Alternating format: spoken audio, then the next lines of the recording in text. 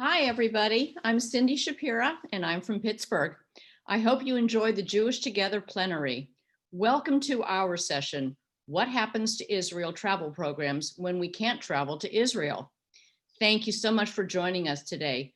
Recordings of this session and all the other workshops will be available online after GA ends.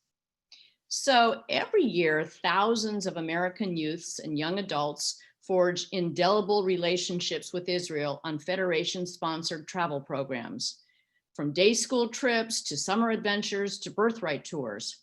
Today, we will explore what happened when the pandemic paused the entire Israel travel business. Spoiler alert, Israel Engagement did not take a vacation. With a panel that represents federations, partner agencies, and participants, we'll hear about innovative approaches to building connections to Israel that have emerged. We'll also talk about the impact of the pandemic on our relationship with Israel, and we'll look ahead to what might happen, what will happen when travel to Israel resumes. That's the what will happen part. So I'm very pleased to welcome our speakers for this workshop. Simon Amiel, Executive Director of Route 1. And by the way, please forgive me if I mangle any names. You'll have an opportunity to correct me.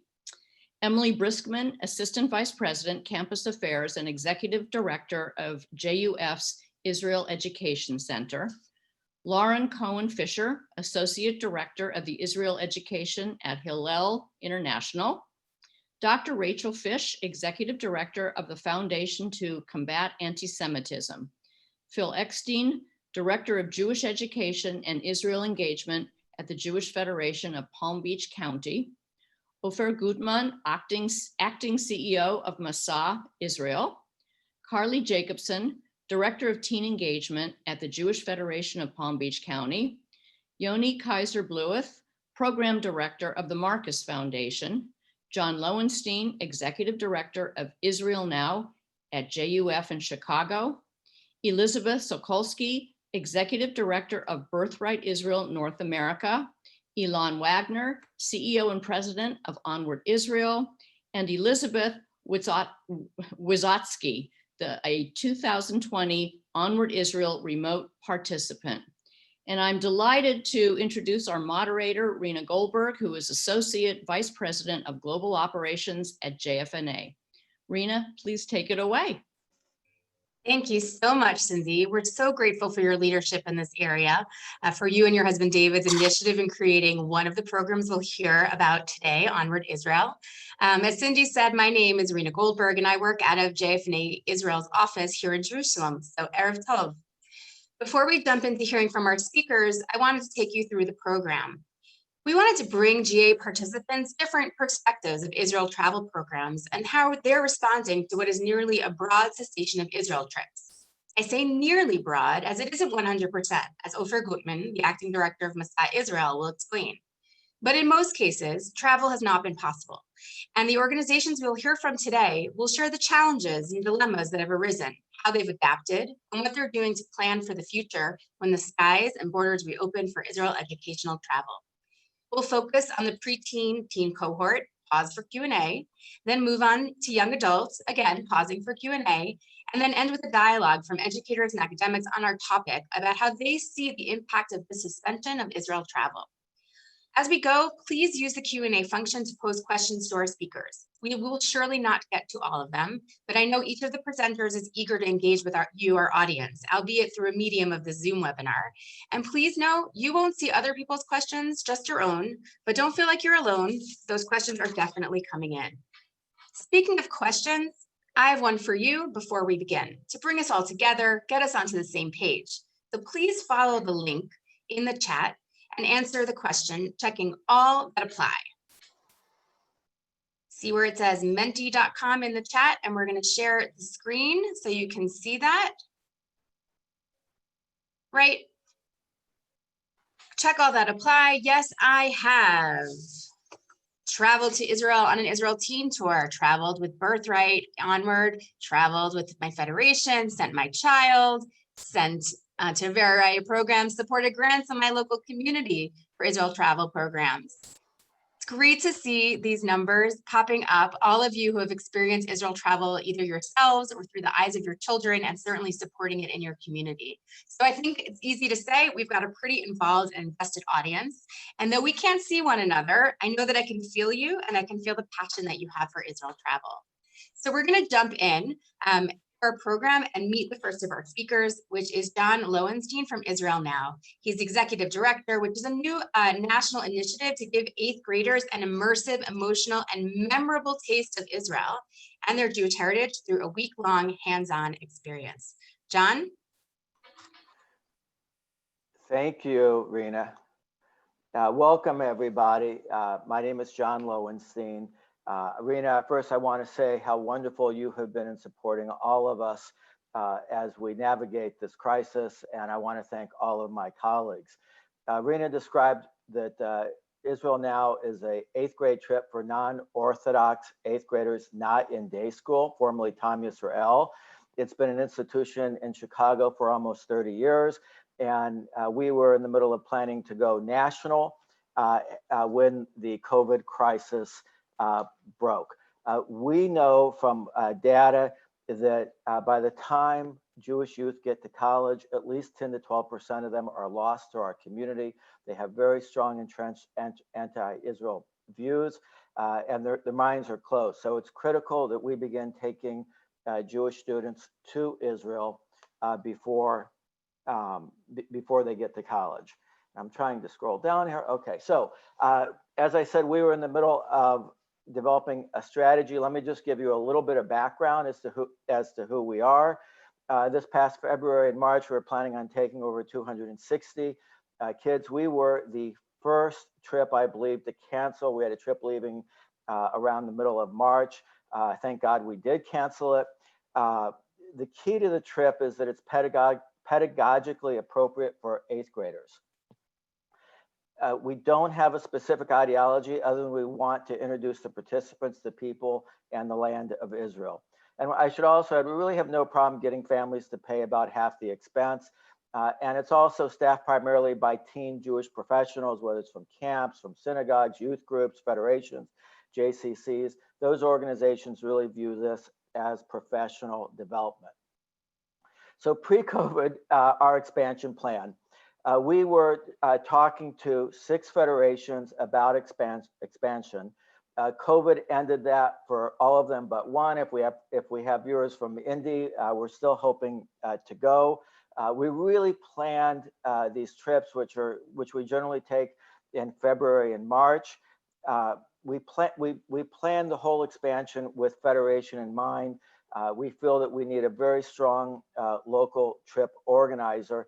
And we also learned from our own experience in Chicago what this trip has done in terms of helping our federation build a very robust teen program. And we envisioned a formula whereby federations would raise or allocate a portion of what they raise to Israel Now. But in return, we would fund a full-time teen professional inside the federation to help make this work.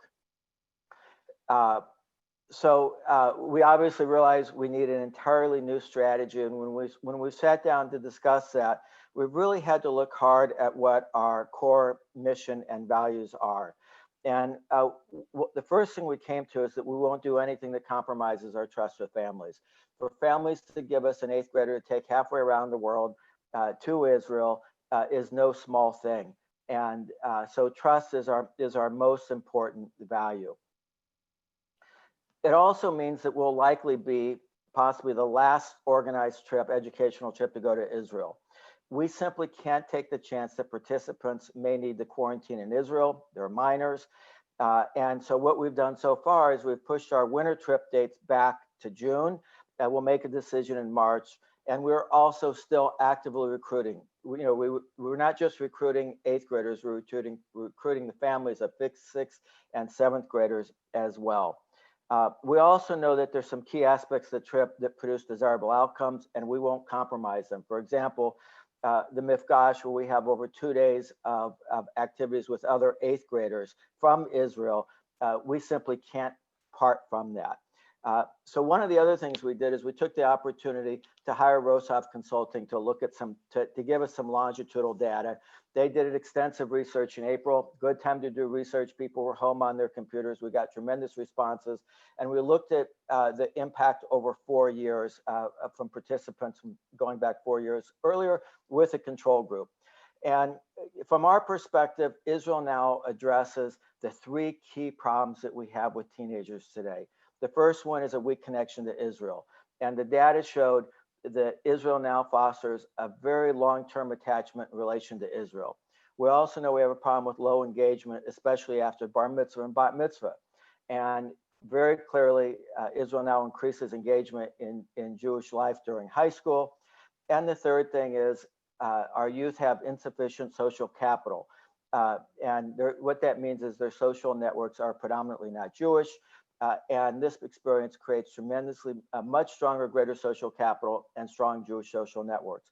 And we're hypothesizing that there are 2 reasons why that's the case. First of all, 8th graders are much less cynical and they're more open. We all have children and we know what I mean by that. And there's also another fact, and that is that between middle school and high school, everything resets. So participants have new friends, and they also have the opportunity to choose new extracurricular activities before their dance card gets full. So finally, moving on, what is our expansion plan going forward? Our goal was in 5 to 6 years to get 3,000 8th graders from all over the country going to Israel. We want to stay, obviously, with all the we're going back to all the federations we're talking to as we speak. We're reworking our federation plan, reworking our economics, and we're going to be talking to federations, asking them what works for them. We've ruled out a strategy of going retail, which means going direct to families, because we simply can't overcome the hurdle of trust. We think families need a local contact, someone that they can go to that will be the provider of trust. Originally, we talked to communities, the federations, about putting a full bus, which is approximately 36 kids.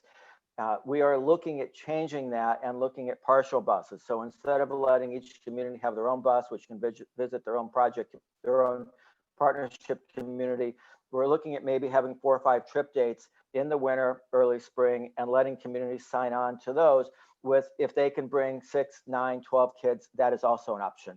And finally, we're looking at additional strategies to identify other local trip organizers. So JCCs are a great opportunity, especially in many communities. Many of them work closely with the federations. And then we're looking at a mix of partners, and you see them listed here.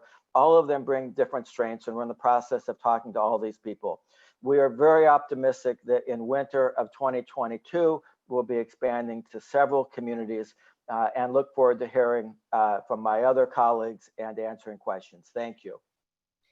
Thank you so much, John. I appreciate your pulling a lot of information about your initiative into that period of time and into that accessible PowerPoint. We're now going to go south from Chicago to the Jewish Federation of Palm Beach County, to Carly Jacobson and Peter Eckstein, along with some special guests appearing by video, to share what they've learned as their teen partnership engagement went virtual this spring. Hi, everybody. My name is Peter Eckstein from Jewish Federation Palm Beach County. We're going to be talking about our teen engagement program that's called Z Israel, Z standing for Gen Z. It is a joint project of the Jewish Federation of Palm Beach County's Israel Program Center, P2G, and teen departments. We wanted to build a cohort of teens, 10th to 12th graders, who would learn about Israel and connect with their peers in our partnership region in Sahar, Tzfat, Chatzor HaGlilית, and Rosh Pinah. The Israeli teens have their own cohort called the Young Ambassadors that spends the year learning about Palm Beach County and American Judaism and has visited our community every year in the spring. Many of them become emerging leaders in their communities after the Army. We wanted to recreate the same type of program that once existed in our community so that our teens would connect to the region. We planned a trip in December of 2019. We'll get to that in a moment. Our goal was to create an interactive and experiential learning opportunity about Israeli history, culture, and diversity that would help our teens formulate their own relationship with Israel. We're not an advocacy program. We provide educational experiences. Much of our work is informed by contacts we have with the I-Center in Chicago and the Center for Israel Education in Atlanta, which also takes an active role in developing our curriculum. We are certain that the best way for teens to connect with Israel is for them to get to know teens in Israel through personal encounters. The concept of mifgash is central to our program. The year began in the fall of 2019 with monthly meetings that focused on different elements of Israeli education. What is Judaism? How does it connect to Israel? What are the different narratives that describe the population of Israel? What are the different narratives that inform our understanding of the conflict? And more. We struggled with creating authentic ways to connect our teens with those in Israel. WhatsApp didn't work. Facebook was irrelevant. A group of American teens did go to Israel in December. They spent a long weekend, a long Shabbat, and they met their Israeli counterparts. And within 2 or 3 days, they were best of friends. They bonded incredibly strongly. The Israelis were supposed to come to our community in March, but instead, COVID did. After Pesach, after getting through the trauma of April, we convened all the teens in Israel and in the States to come together in a Zoom session and discovered that they all connected quickly and strongly, whether they had met in real life or not. We thought, Carly and I looked at each other and said, why didn't we think of this before? Zoom had always been around. So at this point, I'd like to pass the baton to Carly, who's going to describe what we are doing now. Thanks so much, Peter. As Peter said, so the pandemic hit, now what? What are we supposed to do with these groups of teens who we feel like we just built this momentum of this amazing trip that happened in December? Our teens were understandably disappointed that they were looking forward to this wonderful mifgash and hosting Israelis when they came in March. So we quickly shifted to the virtual while us, the program staff, were trying to figure out how can we navigate this new normal. We saw the connections were formed so seamlessly and they didn't need a lot of prompting from us. So over the summer, we started planning this year of the program, and we thought about how can we market this program knowing that it'll be virtual most of the time and there'll be no trip to Israel in December most likely. The teens will be in virtual school. All the students will be in virtual school most likely, and Zoom fatigue is a real thing. Are they going to want to do this program? But we kept going back to how amazing it was when both of the teens got together. So the program shifted and the focus changed, creating personal connections with Jewish teens in Israel. That's what this is about. When word about the program started coming out, we had an overwhelming amount of interest. I kept hearing the same thing over and over again. I want to meet Israeli teens. What is their day-to-day like? What does their school look like? How old are they when they learn to drive? What do they do after high school? What is their culture like? So we thought, let's start the connection of the two groups immediately. And we connected them as soon as the program began, which happened in September. They have been put in small groups to get to know each other more personally and have been put in a large group chat without the adult staff so they can kind of talk and get to know each other and share memes and songs and fun things that they're into. We're also really working hard to create a peer-led, participant-centered program. We want them to invest in the process and the experience so they truly are participants and not just observing. We want them to feel empowered and motivated to invest in their own Jewish journey. Additionally, we received feedback that we got from teens last year saying that they wanted more peer learning and less adults talking to us. So Z Leaders was formed. Over the summer, 2 Israeli teens from Zahar and 3 American teens from Palm Beach came together to form Z Leaders. They had all participated in the program the year before, and they worked with us, the program staff, to help us curate the program that would work best for the teens this year. They created videos for social media, talked to their friends about the program, and once the program started, they reached out to participants to introduce themselves to make them feel more comfortable doing this virtually. They get additional leadership development and work together to come up with ideas for activities and social ways to engage with the group in between educational sessions. The Z Leaders have been instrumental for Z Israel Fellowship and Young Ambassadors. And now we want to show you just a small clip of one of the meetings that we have often with them so you can hear from the amazing teens.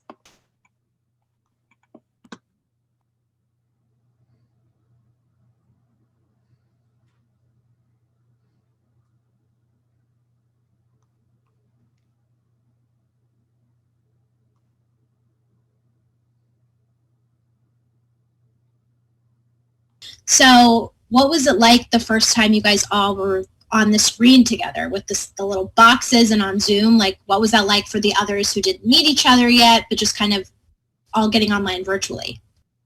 Okay, so I would say like with any of the virtual things that have been happening in the last few months, it's a bit of a challenge to kind of adapt to doing things online instead of in person, but it also let us have a lot of new opportunities. Like there's a lot of new ways to keep everyone engaged, and it even let us communicate more because no matter where you live, what country you're from, we could all join together on the same call and all talk as if we were in one place together.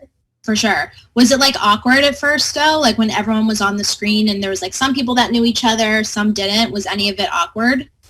I think that it can be a little bit awkward because you have to get used to that dynamic because it's not like being in person.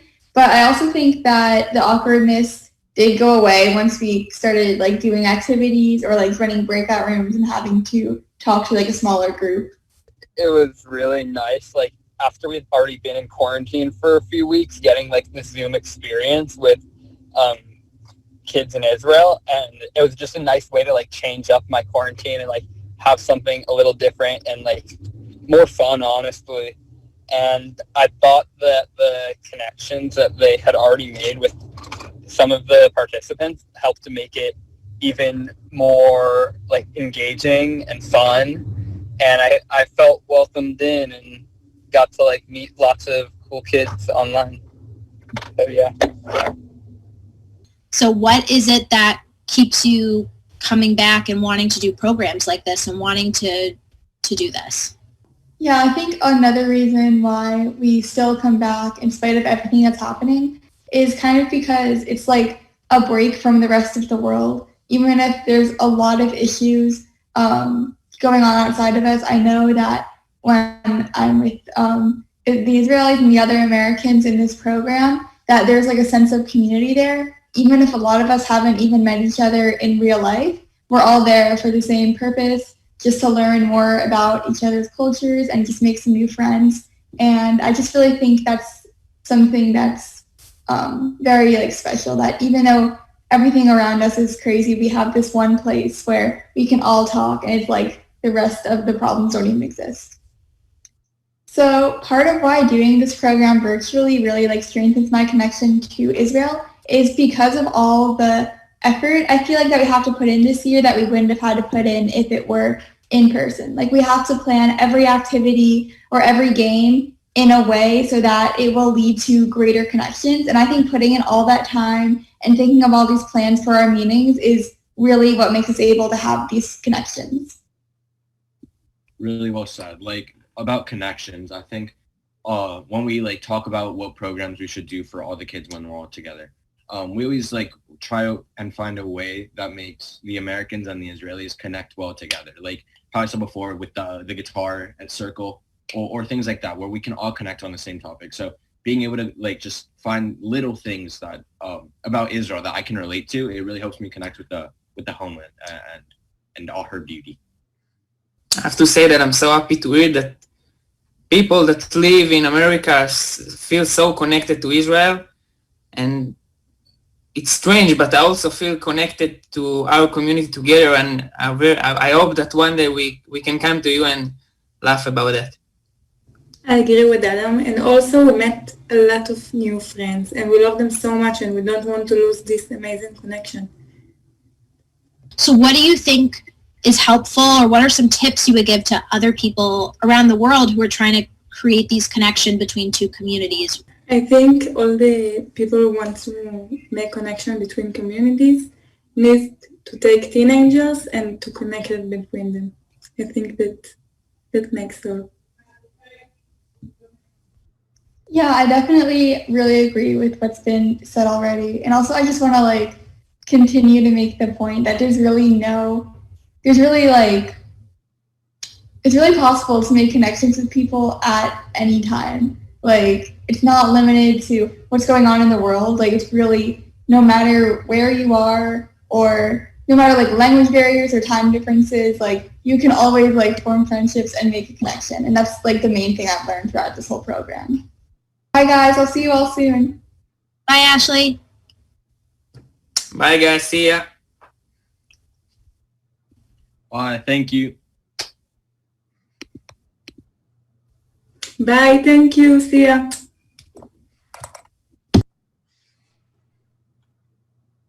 So as you can see, we have incredible Z leaders on both sides of the world, and we're constantly learning and adapting as things are happening. And so thank you all so much for listening. Please reach out to us if you'd like to learn more about our program, and take care. Thanks so much, Carly. Thanks, Peter, and thanks to those wonderful teens from Israel and the US. Now we're going to turn to a brand new initiative in the Teen Israel program sphere of Route 1, and hear a dialogue between the program director and funder. Simon Yoni, over to you. Thank you. Thanks, Rena. Yeah, we're a little bit different, right? We are not a operator, and also we haven't stopped doing anything. We are so crazy that we started the initiative in the middle of a pandemic. So we have a completely different perspective. But before we sort of launch in, I do want to talk a little bit about who we are, what we're doing, and talk a little bit about what the plan might look like if we do have to pause for 21 and keep moving towards 22. So I'm going to share my screen really quickly and put up a quick PowerPoint. Here we go. Okay, so what is Route 1? Aside from a super cool name, Route 1 is a set of, we're basically leveraging and utilizing Peer Israel trips to inspire a generation of teens to be more confident, proud Jews as they enter the next stage of their lives. We're looking to develop a generation of Jewish teenagers best prepared for the challenges of college and emerging adulthood. And we want to be able to do that because, as many of us know, when you're a teenager, you're forming a lot of your own identity, Jewish identity included, making a lot of decisions about where you're heading and what you're thinking about. And so now is the right time for us, and that's where we're investing. And so how are we going to do that? Well, number one, in a couple different ways. The shiny new object is by increasing subsidies for Jewish teen travel to Israel on 20+ day immersive summer teen programs, utilizing what we're calling Route 1 vouchers that, at least in year one, are $3,000 each, which for a lot of people does lower the barrier to participation. But equally, if not more important, we are also investing significantly in enhancing and developing high quality Israel experiences by supporting the grantees and the partners, the youth serving organizations, the camps, et cetera, with which we work, helping them to do the great work that they do even better while in Israel, as well as investing significantly on the pre and post engagement and learning for the Jewish teens who participate in those trips specifically. And then lastly, not this year, but in coming years, in 22 and beyond, we hope, we're looking to lengthen the tail, incubating new programs to provide differentiated experiences for really what we know, especially among teens, is an increasing and diversifying marketplace, right? Teens have multiple and diverse, right, parts of their identity, not just a Jewish identity. And by connecting into who they are and what is important to them, we hope that we can find a way to plug into Israel as a really great opportunity for them to participate. So right now for 21, we have put on the table nearly 5,000 Route 1 vouchers. We are working with a number of participants, both from a youth serving organization as well as a community-based trips and camps, et cetera. We just put out an RFP to add additional partners, and we're really looking and moving full steam ahead for 2021 because hope is what we have, and that's how we're moving forward.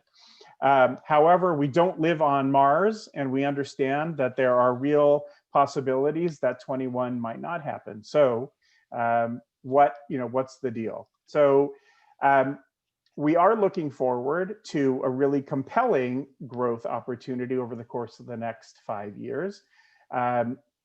So teen travel to Israel, once normative, those of you who were around and were thinking about or maybe even traveling as a teen in the 90s knew that around 12,000 teens would go in the summer typically, right? And so our goal is to make that normative again. And so our goal by 2025 is to get the number of Jewish teens participating in these immersive teen experiences back up to around 9,000 and to go from there. And in order for us to do that, we're starting now by creating buzz, by creating opportunities, by opening up and getting the word out, and by registering teens right now through our grantees and through our partners.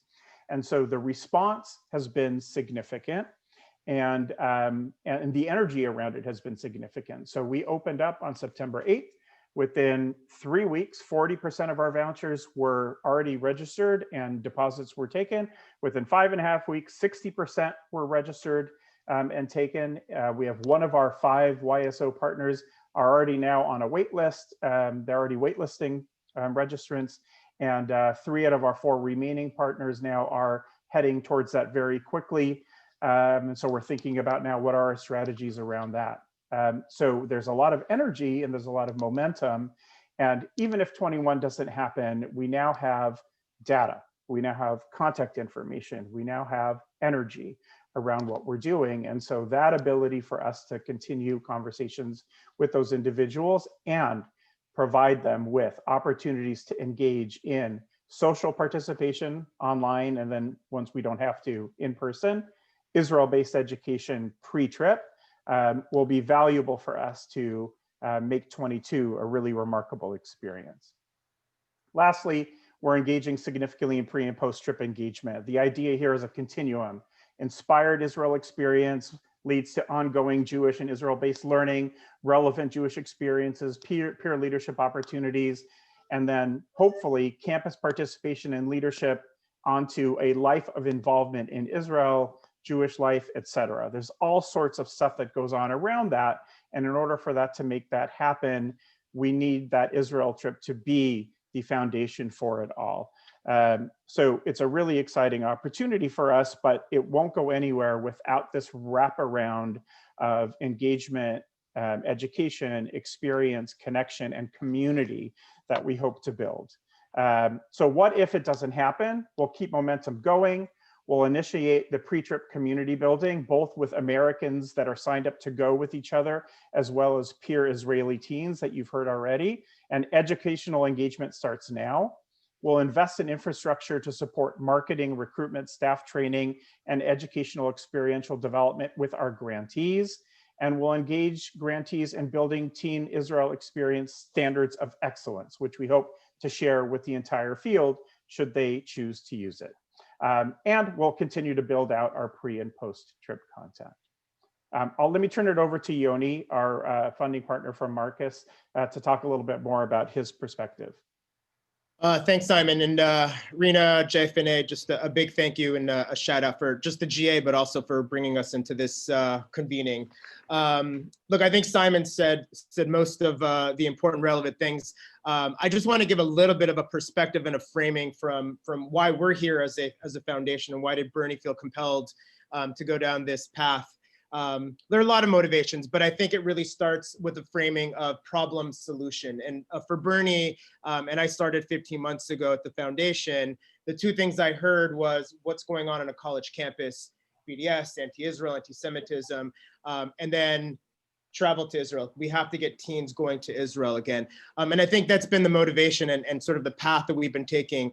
And in that framework, as we think about, we made a strategic choice to launch, as Simon said, now, in the midst of a pandemic, because we wanted to lead with trust, and we wanted to work with the YSOs and really help them get out of the gate in a strong and forceful way.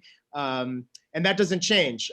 We will continue to do our work and build a foundation. Bernie is in this for the long haul. This is a long-term commitment. I think when you put it back again to the frame of the problem of what's going on college campuses as sort of one main problem, and this being one intervention, unfortunately, that's not going away anytime soon. And so I think us in our foundation and partnering really with the Jewish Education Project, we're in this for the long haul. So Rena, back to you, but thanks again for convening all of us on this.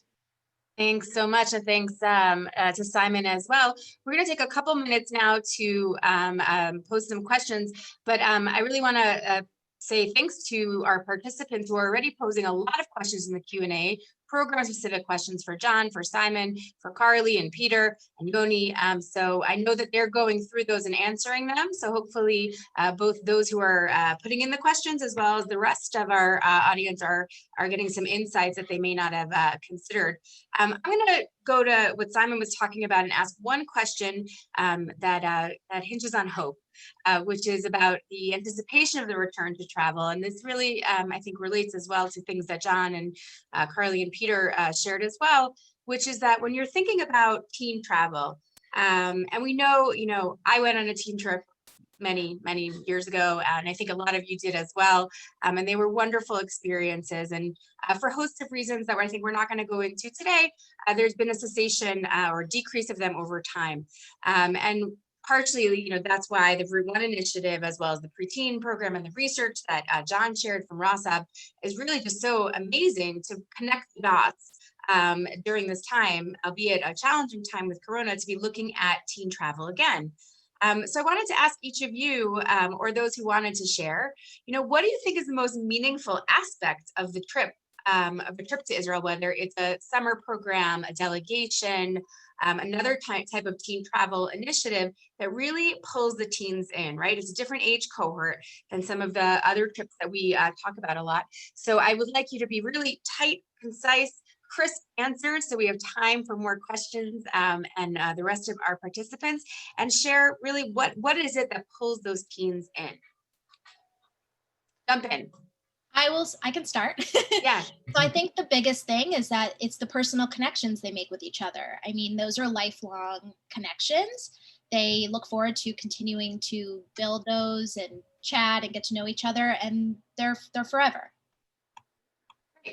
I would add, it's not just the personal connections. With social media, you can be 1,000 miles away and be friends with someone in America.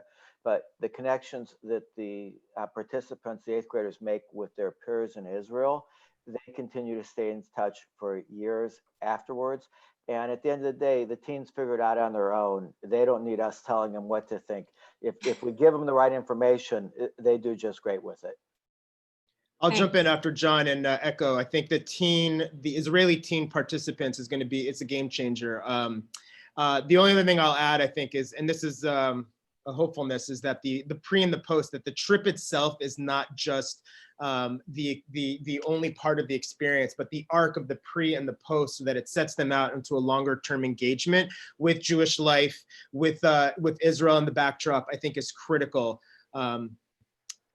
Yeah, that's what we're doing with Z Israel. Is we have teens who went to Israel last December who are in our Z Leaders cohort, and there are even a few of them who are in this year's cohort because they wanted to do it all over again. So if you can't be in Israel, the next best thing is to do it via Zoom, and yeah. Sign up for the next trip. Yes. Anyone else? Anything else to add? Well, I want to say thank you, and just say you guys are lucky that you get to work with young people. Really hearing from those Palm Beach Federation Israelis talk about their experiences is really uplifting and heartening. So thanks for sharing their voices and their young faces. We appreciate it. We're now going to shift to the next big age cohort in the Israel travel program scene, which is young adults. We're going to start with Masa Israel Journey, which, as I alluded to in the introduction, is among the very few global Israel educational travel programs that have continued to operate from the start of the pandemic. It's just been phenomenal, bringing thousands of new participants, even in just the last couple of months this year. So we're going to turn it over now we're going to hear from Ofer, Sophie, and Jovan.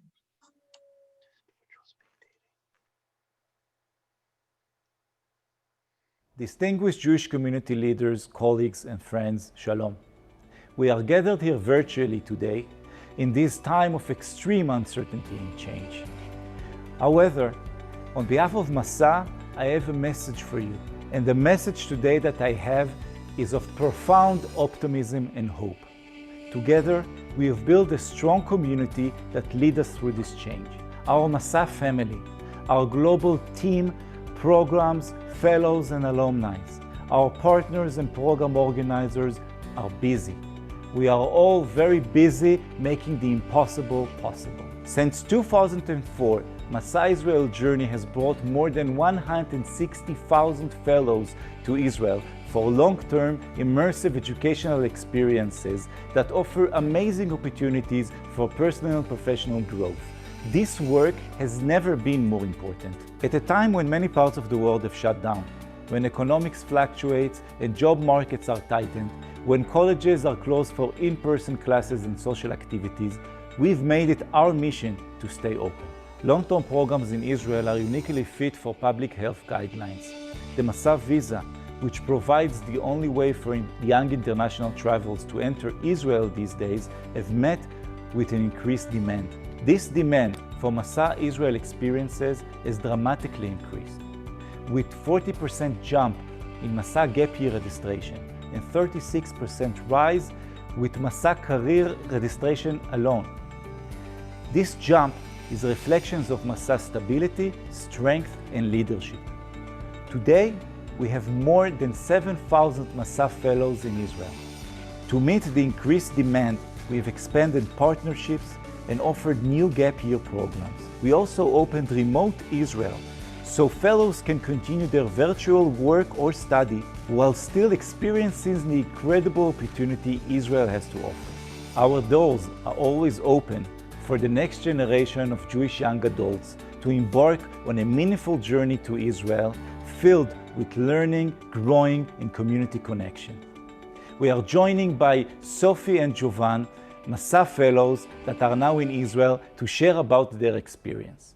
Hi there, my name is Sophie Goldberg and I'm from Denver, Colorado. I graduated high school back in May after being accepted to Dartmouth College, which is an Ivy League school in the East Coast. As coronavirus started to take the world by surprise, it became clear that my freshman year wasn't exactly going to go how I expected. So I actually decided to defer my enrollment to Dartmouth College and instead come to Israel on a Masa gap. I'm very lucky that I decided to do so because even though I've only been here for a month and a half, Israel has already exceeded my expectations. I arrived back at the very beginning of September, and after quarantining for 2 straight weeks, I've now had about a month to explore Florentine, which is the neighborhood in Tel Aviv where I'm living. I don't think anybody expected a lockdown to once again start in Israel, but even with that unexpected experience, it's been amazing getting to know Florentine, meeting the people on my program, and all the while staying safe and in being involved in Israel. I've been lucky to start a remote internship with a very fascinating company, and every week the program takes me and my friends to volunteer at a different place around Israel. So my name is Jovan Booker. I decided to come on Masa to participate in a 5-month internship with Peace Players, Middle East. In the United States, I am a grad student at Hofstra University. I'm also a full-time worker at AMP1 Basketball, which is a nonprofit organization that focuses on using basketball as a platform to motivate, educate, and inspire youth all across the country. I'm 27 now, so I've been doing it for close to 10 years, and my passion is coaching. So being that it was a pandemic, it seems kind of like a crazy idea to jump up, pack everything, and go across the world. But for me, I didn't see it that way. I saw it as a perfect opportunity for me to take all the skills that I've built over my entire life with working with youth and being able to spread a positive message and be able to bring those tools here to Israel and to be able to make an impact here. And I'm just super thankful to be part of this wonderful journey. Masa is a wonderful program. They give people the opportunity to do this, to be able to feel like Israel is their home as well. And not only to feel that, but also to be able to develop their careers. This is an awesome opportunity for me to follow my dream into going to coaching. It's my first coaching experience internationally, but it also feels like it's a once-in-a-lifetime experience that you'll never get anywhere else. Like Sophie and Jovan, our fellows respond to this complex time with courage and determination as immersive Jewish leaders who are helping our communities in the time of need. 160 Masa Israel Teaching Fellows have started the academic year prepared to support Israeli students in classrooms or online, making sure kids can stay safe while they keep learning. 60 Masa doctors have obtained their Israeli medical license and are ready to intern in Israeli hospitals and medical offices, while 500 other Masa volunteers are organizing 50,000 coronavirus testing kits for distribution throughout the country. We have fellows working with Israeli farmers to reinforce the nation's food supply, while others volunteer in soup kitchen to make sure vulnerable communities are fed. Masa Career Fellows are interning in companies on the front line of developing coronavirus fighting technology, like Sonova's Sonomask, which has become internationally recognized. These contributions are only one part of their journey. Our fellows form lifelong friendships, explore new interests, and develop their personal skills while connecting to Israel and to the Jewish people. Thanks to the strong relationship we have with the Israeli government, the Jewish Agency, and its global partners, we've been able to ensure the continuation of these opportunities while providing the safety and security for our fellows. This period of change inspired new ideas, programs, and collaborations. Earlier this year, we launched a new partnership with Aglit Birthright Israel. 1,500 Masa Gap Fellows, after completing 14 days of quarantine, embarked on a birthright trip around Israel to inspire them for the rest of their stay. The Masa Leadership and Impact Center has also developed an online and offline work plan for educational programming to support our fellows for the quarantine time and throughout the year. When our fellows return from Israel, they are ready to engage as active community members, and many assume the mantle of Jewish leadership. Now, at this crucial time in our history, Masa offers a bridge to young Jewish adults for a post-pandemic future. On behalf of Masa, I want to wish you a safe and peaceful year. Toda. Toda Ofer, and to Sophie and Jovan. Up next, we're gonna hear from Onward Israel, a program that provides its participants an authentic taste of modern day Israel while gaining experience and knowledge through internship programs, and coming up this year, different sorts of programs. First, we're gonna hear from Ilan Wagner, then Emily Briskman, and then Elizabeth Wisotzki. Ilan, first to you. Great, thank you very much, Rena. It's a pleasure and a privilege to follow Ofer as well. So Onward Israel, now in its 10th year of existence, its purpose remains the same: connecting students and young adults in Israel to strengthen their Jewish identity and their engagement. This common theme of connecting people to their Jewishness and to Israel that we hear in all the programs that we've met so far tonight. The basic program design of Onward Israel is a 2-month program that focuses on giving value to participants at a price they can afford, building their resumes through an immersive experience in Israel, often focusing on internships. And the secret sauce of Onward Israel we've seen over the years, why it works, why it is impactful on people's identity, is that it combines these 2 elements of giving an opportunity to build your resume and giving an opportunity to immersively live in Israel, to directly experience an authentic taste of Israeli life, society, and people. Taking us back to March 2020, it became clear that travel programs could not take place in Israel over the summer. We had managed to have a winter cohort of about 400 people, but were challenged with the fact that we would not be able to bring over 2,500 people we had planned to bring in the summer. We faced actually 3 challenges: a short-term travel, but how do you continue to engage in people and impact their identity when travel is difficult or near impossible?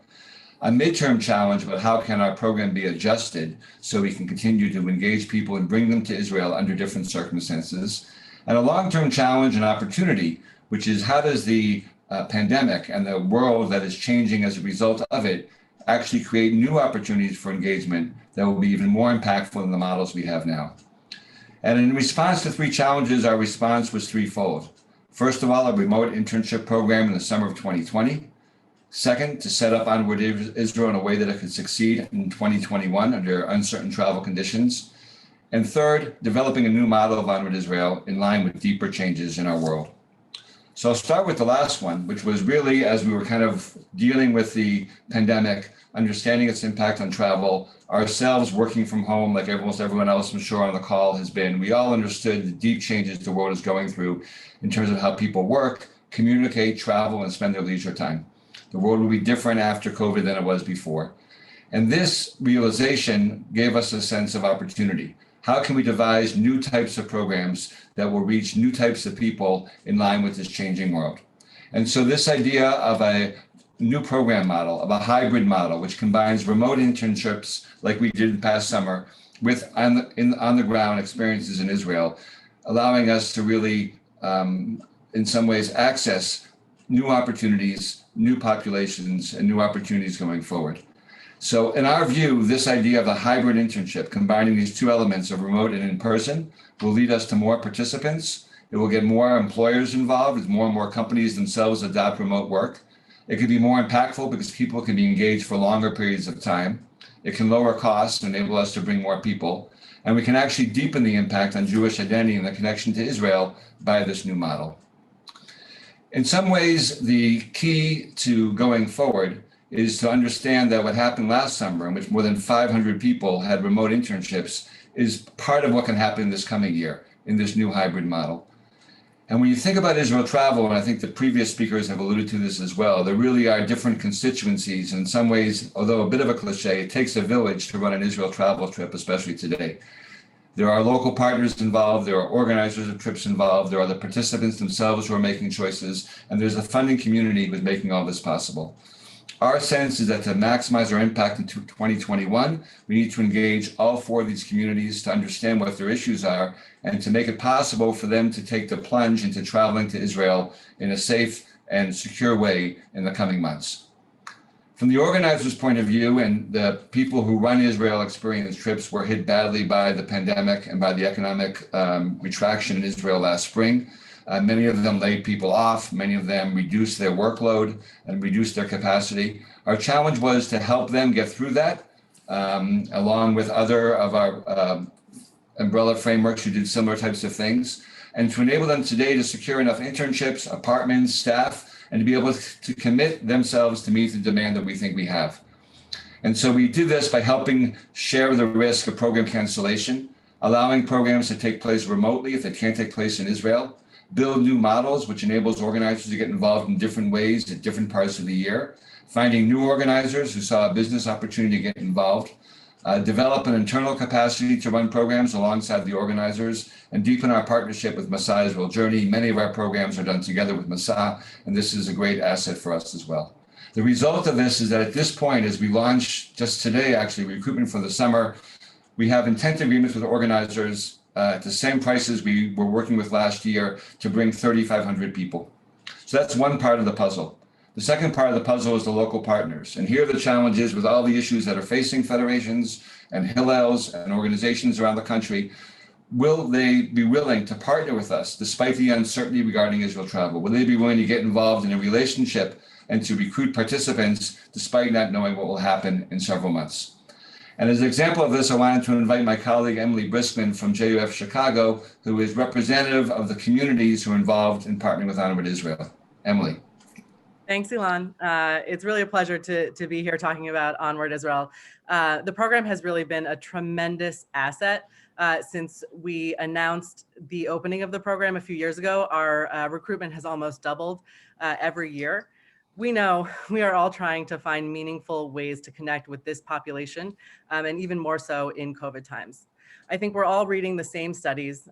Gen Z is not automatically connected to Israel because they need their own reasons for that connection. It doesn't work if older generations give them those reasons. They have to create their own organic and authentic reasons to be connected. And Onward is the perfect opportunity for them to develop those reasons while also simultaneously advancing their careers. There is no other program like this where participants can be immersed in Israeli society in this way. And we know there is not a chance in the world that they are spectators in their jobs, whether they are in person or remote. They're not getting coffee, they're not being given busy work. It's Israel, right? We know they're working 100%. In terms of the return on investment, there isn't a better program out there. The group of students going on Onward are some of the best and brightest from our communities who want real career experiences. In addition, we know we have to be creative about advocacy these days and the ways that we talk about advocacy, but Onward is developing advocates without ever having to say that word. In terms of the partnership, it works because Ilan and his team really value the institutions they're working with. And you feel that in every communication and in every way that we had to pivot during this past summer and how we're moving forward together. We really do have mutual goals and true trust in each other, which I know we are all understand that couldn't be more important than right now, that trust. I really appreciate getting the opportunity to talk about Onward. It's one of the crown jewels in terms of our Israel engagement and programming. Emily, thank you very much for that and for giving us a perspective of how the communities look at the program. And part of what Emily was talking about, I think, is the way we're trying to set things up for this year. Programs can take place in Israel with the period of isolation when participants can begin their internship actually while they're under the quarantine situation. Though it can be adapted to fit social distancing requirements, and we're learning about those and following Israeli regulations. Perhaps most importantly, all of the programs can go remote if they need to, if travel is not going to be possible when we come closer to the trip. And our experience this summer of the remote internship shows us how well that could happen. The other key piece is the financial arrangements. There's a lot of risk. There's a lot of investment in something which isn't clear. So setting things up in a way which gives local partners the confidence that their money will go for the right purposes and that we're in it together in terms of sharing costs.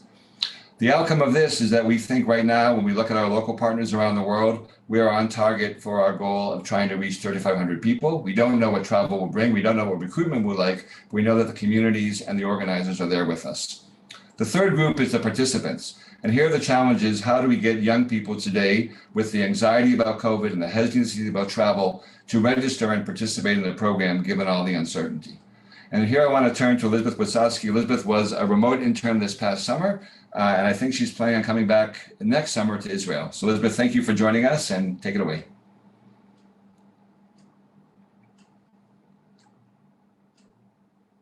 You have to unmute your mic and your video.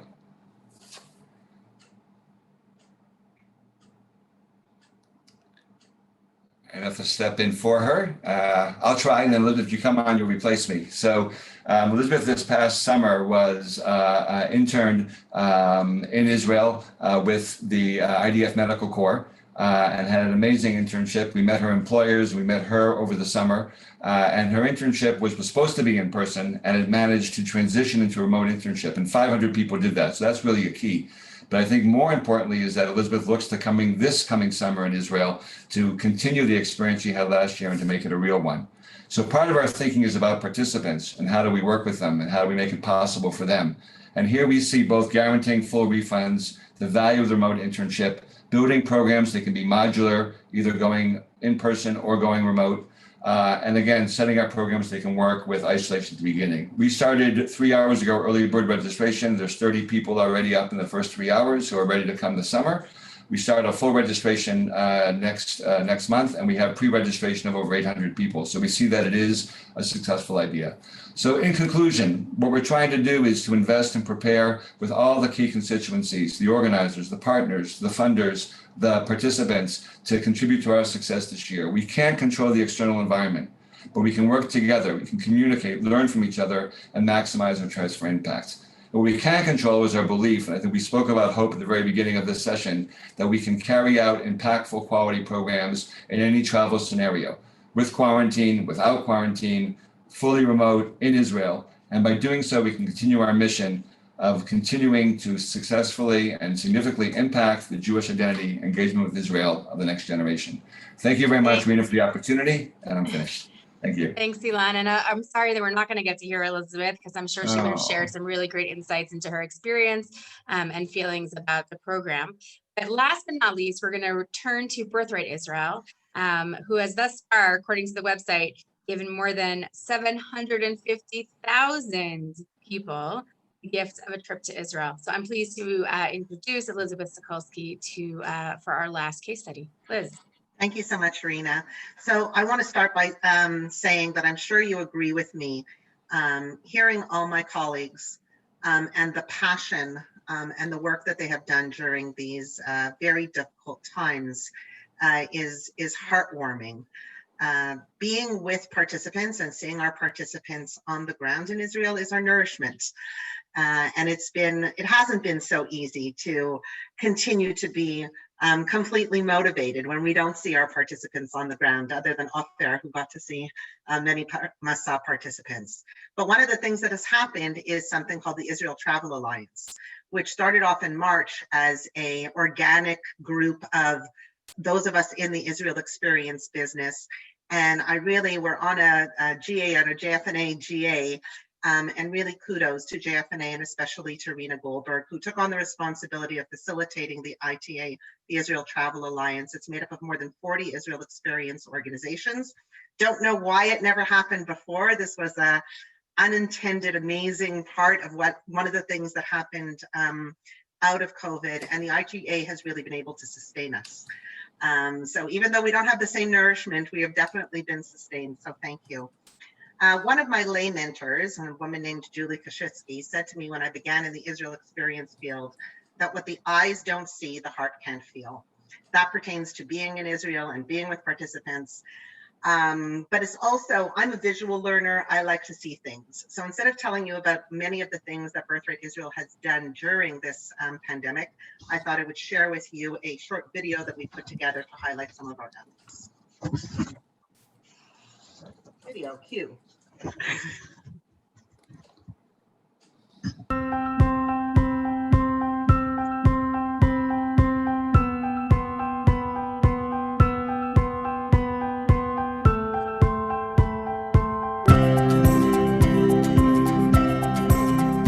Although there is an ocean separating between us, we're all actually in the same boat.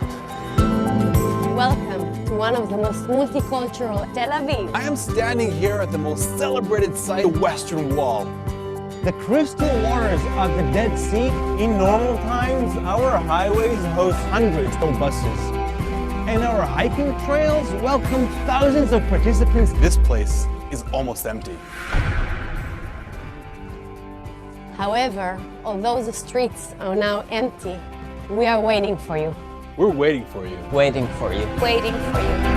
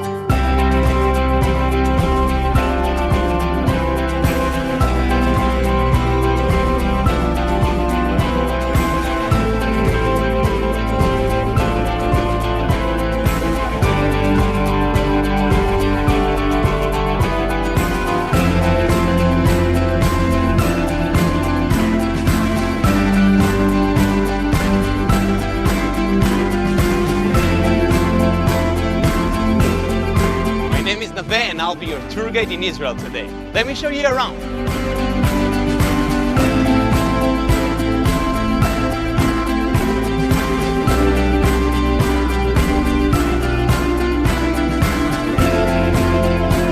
Do something innovative as Birthright Israel that is engaging with Gen Z generation millennials.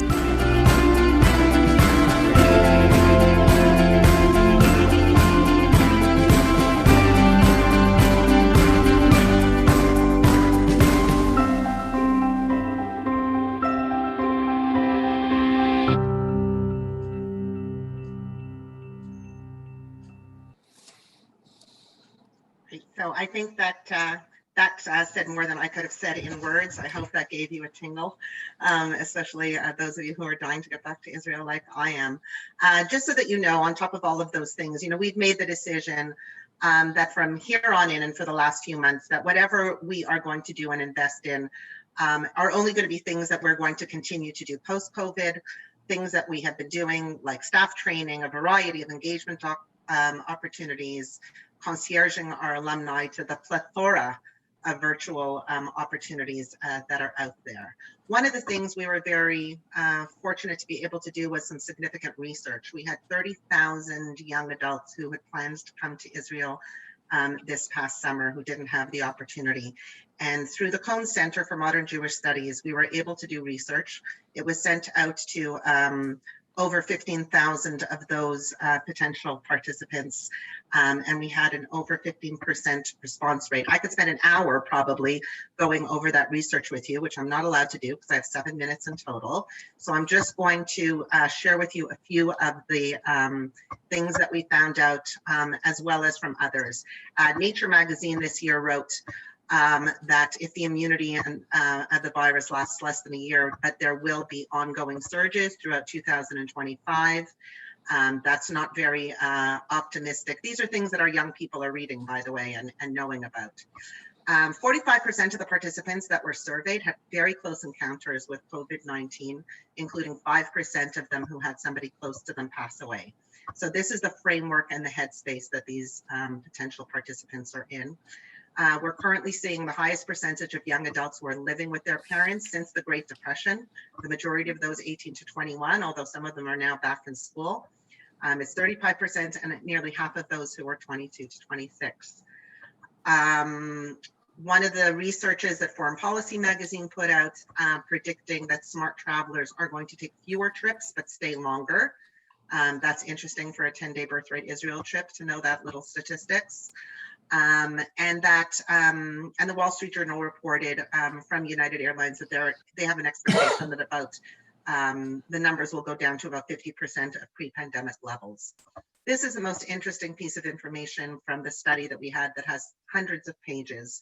We asked a general question. We did 2 studies, one in June and then one again in September. So the first is about their willingness to travel abroad. And as you can see, the first is right now. If cases reduce or there's no new cases is a large one, but larger than after the vaccine, and then never. And then we asked specifically about birthright. So in general, of the people who answered, 19% said they were willing to come now, 43% again, with case reductions, and 39% after a vaccine. However, when we asked them about if there would be a testing program, you see those numbers rise up significantly. So there is a study, it will be published. We will be happy to share it with whoever it wants to be shared with. And now we're spending our time with all the considerations of what it takes to go back to Israel, are learning from the programs that Ofer at Masa referred to, where we were privileged to be able to take those Masa participants after they quarantined for 14 days on a Birthright Israel experience, those that were eligible. We've done about 600 so far, and then Israel, there was the holidays and Israel closed down. So we have another 700 that we will resume as soon as we can in late November and December. And we're busy, very, very busy right now doing scenario planning. And scenario planning based on a very optimistic scenario, on a moderate scenario that's a little bit more realistic than our optimism. And we need optimism to keep on going. But we realize we need more than an optimistic scenario. And of course on the more pessimistic side, and what would be the implications if we don't get back to Israel next summer. That's it. Liz, thank you so much. And thanks so much for your kind words and for referencing the Israel Travel Alliance, which is right up in my notes now to talk about, to thank these practitioners who have been presenting thus far, as well as the nearly 40 organizations that run 50 different programs to Israel that make up the Israel Travel Alliance. As Liz said, this was really born out of a common desire to act collectively and to manage the immediate impact of the virus, but also to look for opportunities to collaborate and to coordinate long after, God willing, this virus is behind us. And it's really been my privilege to meet regularly with you, Liz, and so many of the other organizations as you lean on one another and learn from one another, collaborate with one another. And I think most importantly, take a shared commitment to ensure that potential participants don't fall through the cracks because of timing and eligibility, and really stressing this amazing continuum of Israel travel opportunities from preteen through adults that federations are supporting through their dollars each year. So thanks so much, Liz. With the shared goal in mind that we've heard, we're going to take a step back and get back to basics. And we're going to now transition to the final portion of the workshop, which is a conversation and some remarks from Lauren Cohen-Fisher and Dr. Rachel Fish, who are going to seek to answer two critical questions. In what ways does the inability to travel to Israel push the field to think in sharper, more innovative ways about the roles and goals of Israel education in Jewish spaces? And if we successfully pivot in this moment, what questions or challenges might we be faced with in the future? So first, Lauren, I'd like to give the spotlight over to you. Thanks. Thank you, Rena. As I was thinking about this panel in many ways, both thank you to you and also Rachel, it's so nice to be able to be in conversation with you. We have both a Fisher and a Fish here, and I hope that despite the closeness in our names, we have some degree of difference in our opinions so that we can have a beautiful conversation that is both multifaceted, multivocal, and bringing different ideas onto the stage. So one of the first things I've been thinking about in this age in which Israel travel is no longer as easy of an opportunity, if an opportunity at all, for Jewish organizations, is really thinking about goal and purpose. So often in the field of experiential education, we're thinking about the what happens when we get there, and more importantly, or most importantly, is really the goal and the why. And I think that at the core of a lot of immersive Israel experiences, we have three core goals. And Rachel, I'm curious to hear your thoughts on this in a moment. But we have three core goals so often when we think about immersive Israel experience. One is to cultivate a sense of positive identity, Jewish identity, positive connection to Jewish tradition and customs, positive connection to other members of Jewish community.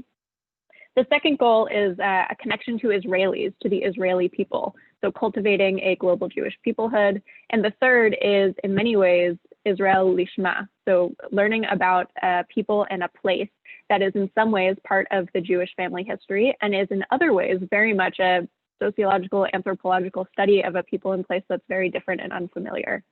And by being in Israel, we're able to do all three of those things somewhat simultaneously.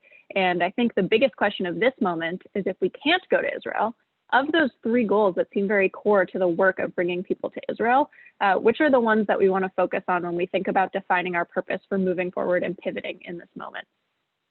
I'm going to pause there for a moment. I'm going to turn it over, open it up to Rachel also, and hopefully we can go back and forth and try and talk this through and work this out together. And in doing so, maybe raise some questions that those of you who are out there on the other side of the screen who we can't see or hear might be able to start thinking about in the context of your own work and your own communities as well. Thank you, Lauren. Thank you, Rena. Thank you, all of the presenters, for all of the incredible programs you offer many of our communities. I think the questions you're raising, Lauren, are extremely important. I would just add, in terms of this larger conversation, that in many ways, Israel is a laboratory. It's a laboratory for our young people to explore what I would phrase as universalism and particularism. This idea of what makes Israel uniquely Jewish, uniquely particular to the Jewish people, and at the same time, what makes Israel universal beyond the Jewish people. And in all of the programs we heard, when you are actually in the experiential mode, as you're suggesting, Lauren, it's often taken for granted or implicitly discussed, if not explicitly discussed, as you are walking through the shuk, as you are gathering around religious sites, and you begin to hear the dissonance, see the dissonance, and observe it with your own eyes. And then, of course, the conversations that you have in that mifgash, and that connection and that relationship. What happens when you are no longer in that experience? What happens to the individuals who also are curating that content, who are no longer able to use Israel as the backdrop for that experience? And what does it require for those individuals who are responsible for curating the content, for diving into the subject matter? What is required of them to know in order to be able to educate? in order for them to be able to provide depth and breadth into the conversation of Israel as a laboratory that is both universal and particular. And as you mentioned, Lauren, we think about Israel very often in terms of Jewish time. How do you communicate Jewish time? Jewish language, how do you communicate a sense of Hebrew and the totality of Hebrew and the complexity of Hebrew and from where it's pulling from and where it's going in terms of a modern language, when all of the instruction is primarily going to be taught only in English or heard by certain English sounding ears, right? It also requires the question of the diversity of the Jewish population, meaning when most of our young people are sitting in these experiences at their homes, unfortunately, or in their communities, are they exposed to the diversity of the Jewish community from a North American perspective? Probably not so much compared to the Israeli Jewish perspective.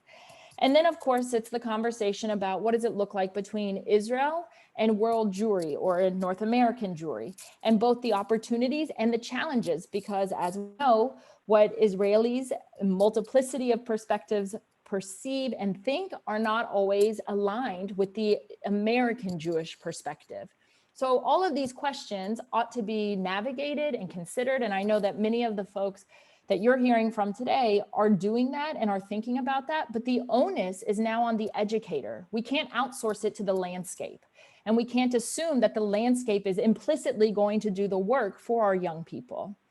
The last thing that I would just mention in terms of this conversation, and then we can open it up, is of course also what it means to be in community. And we heard that a lot from our presenters. And what I would suggest to everyone who's working with teens, even younger children, and then of course to young adults, people are seeking deep, substantive community. People are not looking for superficiality.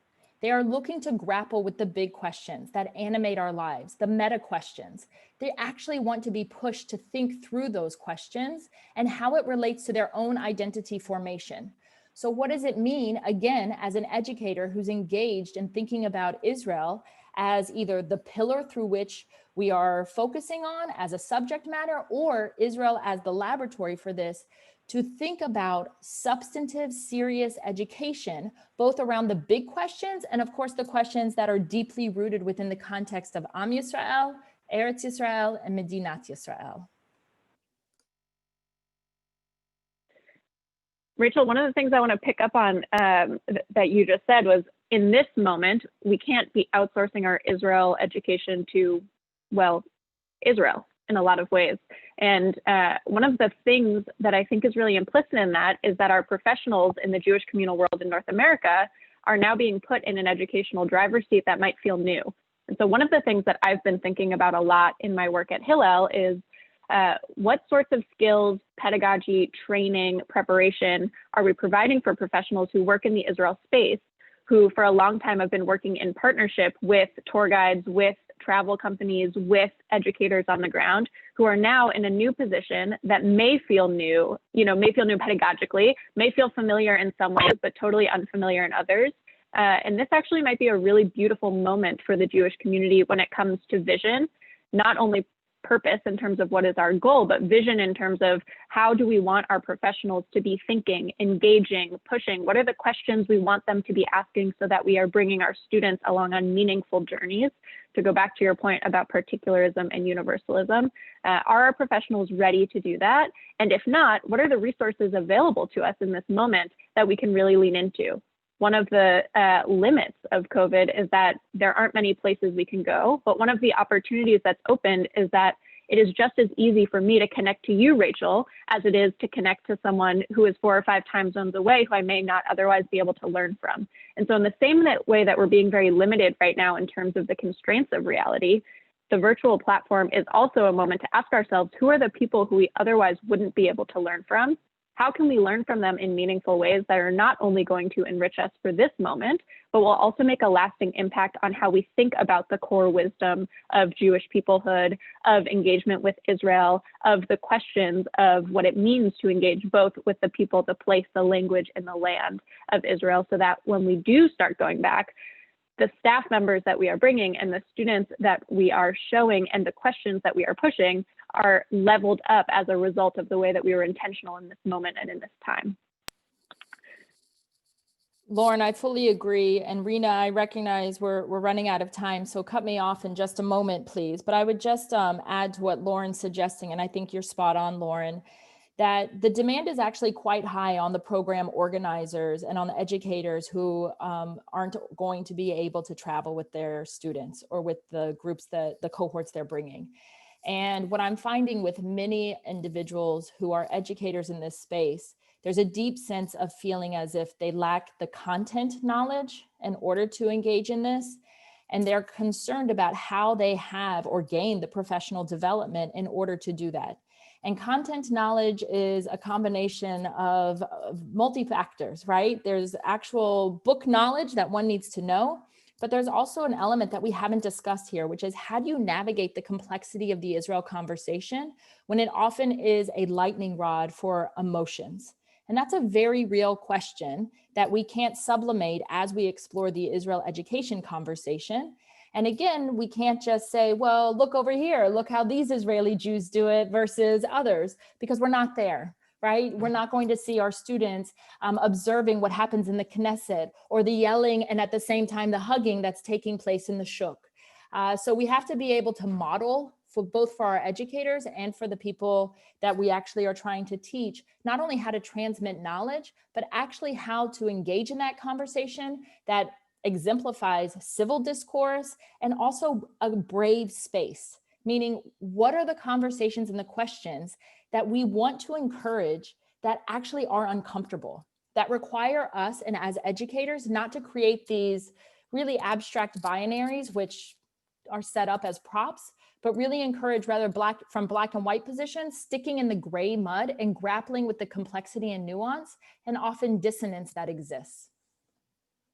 Thanks. I'm going to just jump in for a moment, Rachel and Lauren, as you guys are surfacing so many really critical issues and a lot of pathways. I'd love to sort of follow those like a shuk, that alleyway that takes you off to the side to one topic versus the alleyway that'll take you to another topic, and ask you to each give some final thoughts before we wrap up the session.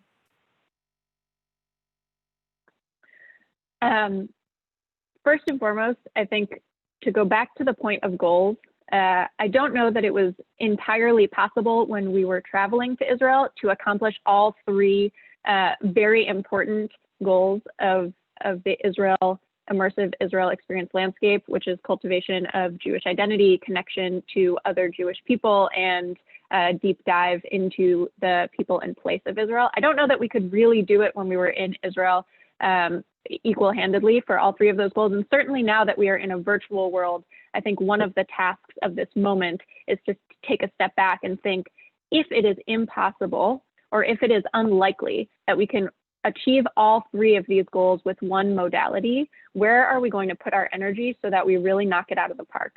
How can we define our purpose so that we are clear, so that we are setting an umbrella that gives us direction and structure that can bring us through ritual journey guided by the traditions and the texts of the Jewish people, but really focused in on the purpose and outcomes that feel most meaningful, both to our staff, to our communities, to our students, to the people that we're serving. And I think that one of the ways that we can do that in this moment is really thinking, I am doing this for the purpose of what, or what is my why? And if we can be driven by our really deep whys and get as clear as possible, or to take from a page of Priya Parker's book, to really drill, baby, drill until we get to the core of what we want to be doing with our time and with our students. And I think what will come out of that are the big universal questions and how they apply themselves very particularly to the story of the Jewish people and to the story of Israel. And in many ways, this is actually not necessarily a moment of asking what we are doing, but maybe actually a moment of asking, what are we willing to not do in this moment? And in taking back a little bit and being able to name what we are not, I actually think that the flourishing of what we are in terms of our work and our aims and our goals is going to be both beautiful and new, and put us in a position where we are going to have a fabulous challenge at the end of this, which is to say, if we can really nail it in this moment, then what exactly are we going to do when we are past this moment? Because I hope that we reach a place where we say, wow, the way that we have engaged our communities, our students, and our people is unlike ever before, and that we really take pride in it. And instead of managing the pivot, we see this as an opportunity where we can now do things that we never would have thought were possible. I'm going to be very quick and simple. I think that our program organizers and educators are in a moment in which they are cultivating a Jewish operating system. And that Jewish operating system has the ability to prioritize Israel, both the abstract concept of Israel and the actual practical concept of Israel, and to help young people understand how Israel fits into their identity formation and what it means to them. And I think this actually begins at home before these children ever leave to go to university, before they're in high school, before they're on a college campus. And I think we need to be thinking about what it means to have these conversations as part of our family education, because what we're really focused on is what does it mean for young people to be able to feel a sense of belonging and community to something that is much bigger than themselves. And that's often what Israel represents. Wow. I don't want to end. I really don't, because there's so much richness in what Rachel and Laura and their their final comments. I mean, I think all along, but I'm really, my mind is sort of racing with where it goes when we go back from the young adults down to teens, down to families, and what Israel means for North American Jewry during this time of no travel largely. So really, thanks so much to Lauren and Rachel for giving us a lot to consider during this time period. Before I wrap up the program, I wanted to turn back to our audience and thank you for joining us, and to check in with you and see what you're thinking right now. So if you can go to the chat and follow the directions on the screen. In a word or two, I want you to describe and share with others how you are feeling right now about Israel travel. We can share it. There we go. Screen. We'll see some of the answers that come up. Hopeful, optimistic, ready, inspired, committed, conflicted, energized, missing. Yeah, excited, frustrated. So many, but hopeful. I think you're all seeing that as the word clouds kind of move around and everyone shares what they're feeling and thinking. That blue hopeful is just staying static right there in the middle, amidst all the nervousness and the future and the achshav and the sadness and the unimaginable that we're in right now. So thank you so much for leaving us with those thoughts and that uplifting thought.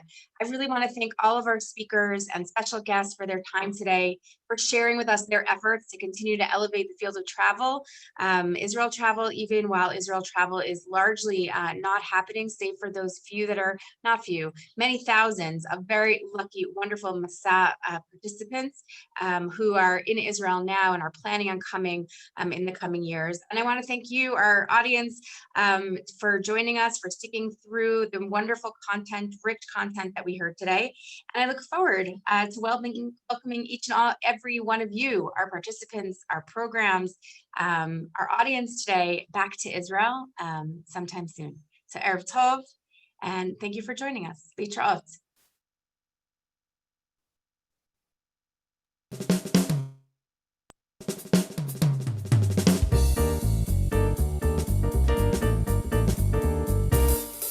רינה, תודה רבה.